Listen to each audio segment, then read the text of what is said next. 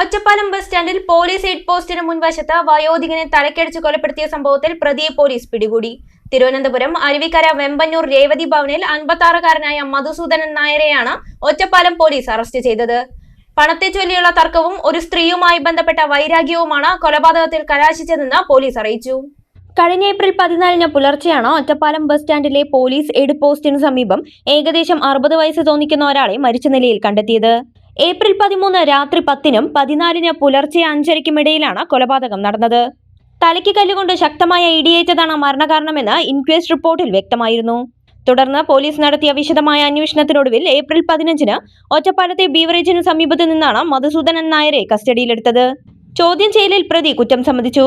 കൊല്ലപ്പെട്ടയാൾ പ്രതിക്ക് പണം നൽകാനുണ്ടായിരുന്നുവെന്നും അത് തിരികെ നൽകാത്തതിനെ ചൊല്ലിയുള്ള തർക്കമാണ് കൊലപാതകത്തിലേക്ക് നയിച്ചതെന്നും പോലീസ് പറഞ്ഞു.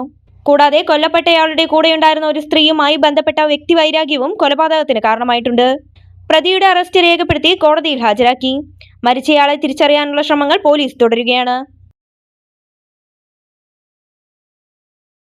വില എങ്ങനെയായാലും നേട്ടം നിങ്ങൾക്ക് തന്നെ. A very happy Akshaya Tritiya from Malabar Golden Diamond.